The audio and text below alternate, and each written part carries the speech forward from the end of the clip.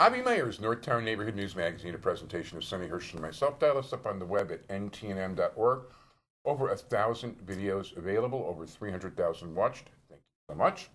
Community Policing CAPS24.org in the 24th District.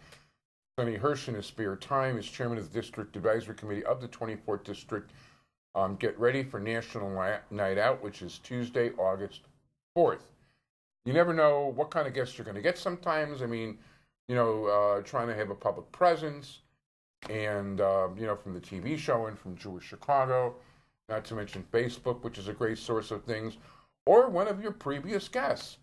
So I happened to mention to Commander Mark Buslik, who's one of my favorite guests these days, that, I was having trouble. I actually wanted a cop. I was having trouble getting cops on the show. But he happened to suggest, I don't know if this is nepotism, but it is his brother. But I can always say no to people who want to come on the show. But, I was getting stuff from him, and I didn't understand why I was getting it. But it's off the wall enough that I figured this is going to be a really good segment.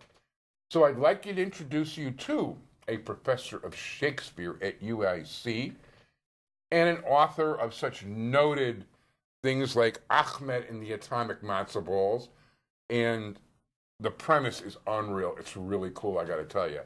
So I'm talking about Professor Gary Buslik. How you doing? Avi, great. I'm doing good. Thanks. First of all, thank you so much. So I don't think Shakespeare writes this.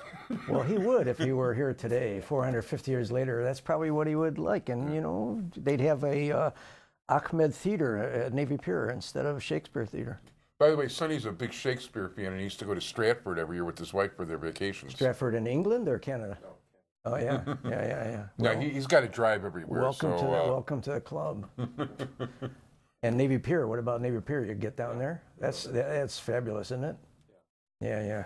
It's great. So it's obvious you're a big Shakespeare fan, and of course, my father really enjoyed the brilliance of his writing. He just didn't like the Shylock character, among others. But that's a slightly different situation. Well, we could do a show on that. Actually, it's not as bad once you learn a little bit about it. It's not as bad as some people think, because Shakespeare was, his note, among other things, he's noted for taking what we call the stranger's case, which is the underdog. And in those days, it was very anti-Semitic culture. But Shakespeare was able to show Shylock's point of view. He came, I am a Jew, hath not a Jew, that famous speech, in such a way that had never been done before. So yes, Shylock turned out to be sort of a villain, because he had to leave the audience, he had to leave the culture, where it was. He couldn't, couldn't shake things up too much. But the audience came out seeing it in a way that they had never seen before. And we don't know for sure, but we think Shakespeare may at that point have been taking up with a woman, Emilia Bassano, who was the daughter of converted Venetian Jews. Interesting. And he was seeing her at about the same time he wrote Merchant of Venice. So it's all connected, and he actually did have a warm spot in his heart for Jews. Interesting, I didn't know that. Yeah, so as I say, we could do a whole other segment about that sometime, yeah. But you know what? This segment, we're going to concentrate. Well, first of all, you've got a number of other books, too. And, for instance, The Rotten Person travels the Caribbean and is met. But I was wondering what kind of person sends me an email where I see it's from Rotten Person. Yeah, I know. But that's actually your email moniker. It is, yeah, Rotten Person, yeah. After I wrote that book, I set up an email address to get mail for, sometimes I get fan mail even. Cool. And people like the address, so I just kept it a Rotten Person. So basically, your books are actually at bookstores? Because some people come on and they're just, selling it through Amazon and all that. No. And that's like, because when I was doing more printing and graphics, I actually dealt with the number of people wanting to do vanity books. Oh. And I would always make it a rule of thumb to talk them out of it. Yeah. Because people thought that they could sell, like 1,000 copies. I would try to tell people, like, how much room do you have in your basement? How many years are you willing to keep it? Yeah. And are you willing to go door to door and bug every single friend you have to buy it? Because that's what it's going to take for those types of things. No, I've been lucky. I have a really good publisher, and they're top notch. And I've been doing it for a while. But I came up the hard way too. I wrote a lot of duds, and I finally found a good publisher, and they're great people.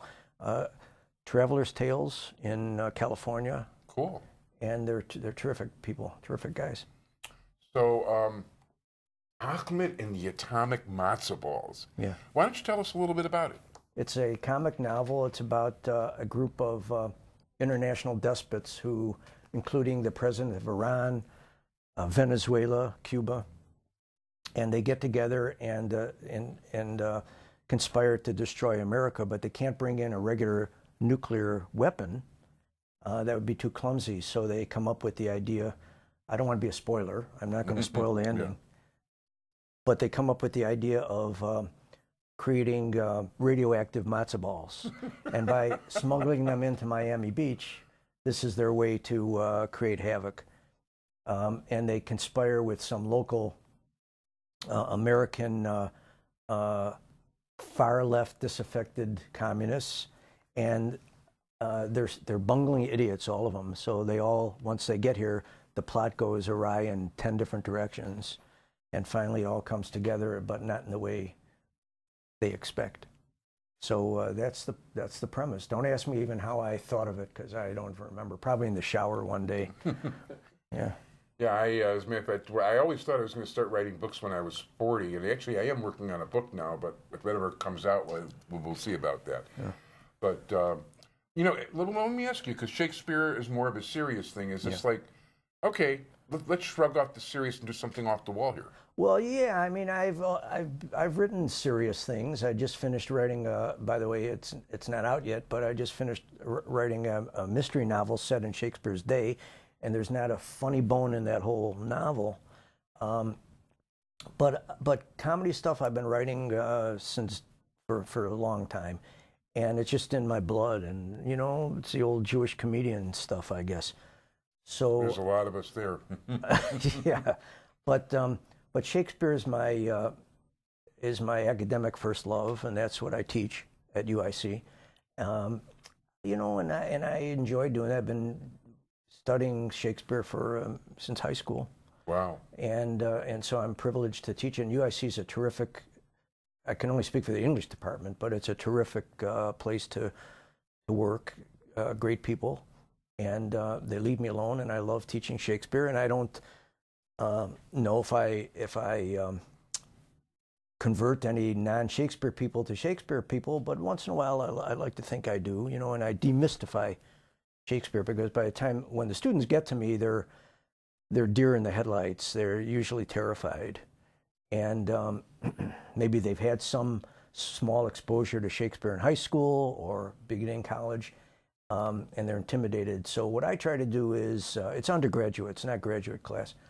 What I try to do is demystify it.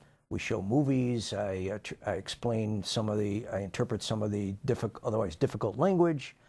And by the time they leave after 15 weeks, I hope and think that they appreciate the bard, because our language is the language of Shakespeare. There's not a day that goes by that you or Sonny or my brother that you don't say something that Shakespeare said first. Oh, that I believe in. The fact is, sometimes just for comic effect, I like using Old English.